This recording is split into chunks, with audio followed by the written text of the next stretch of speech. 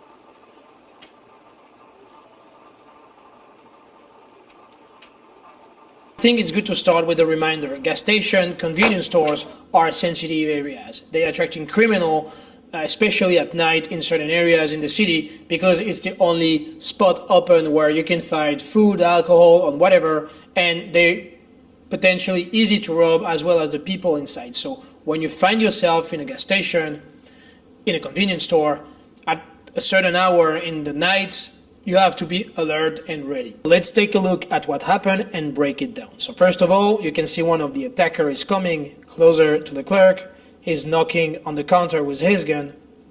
And the clerk's reaction is great. He's not panicking, he's complying, he's showing no sign of resistance. The message is sent to the attacker is that you can take the spot, you can do whatever you want, I'm just withdrawing. And it's a good thing because when it comes to self-defense, you have to think about the distance. You always want to put distance between you and a potential attacker, because the distance that you're creating, it's your reaction time and your option time as well. So in that situation, the clerk is kind of trapped inside his box where there is the register or whatever, so he doesn't have many options, but at least if he has to draw his gun, he has some space and he has time because he's far from the attacker. And remember that people don't know what you have in mind, and your action is always faster than people's reaction, except if they are extremely skilled and extremely trained and extremely aware, which is rarely the case when it comes to people robbing money inside a gas station or a convenience store. So let's break down the clerk's draw, the when and how. As you can see, he's waiting for the attacker to get off the box and get closer to his friend in front of the store to start his draw.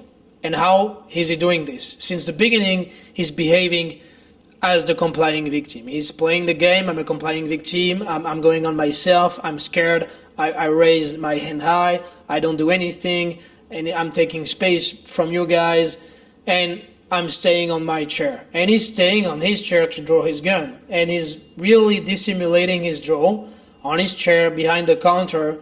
It's why it's a good idea, because as he is behind the counter, far from the attackers, sitting on his chair, they don't see him drawing. And all of a sudden, he draws and surprises them.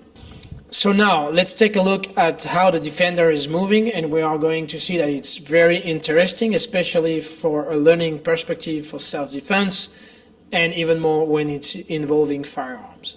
As you can see, the guy, he's in the very back of the box, draw his gun and shoot behind the counter at the two attackers. The counter is a cover, so it's a very good thing. You're covered by something, so you are harder to hit. Then, when the cycle of fire is over, he's changing spot.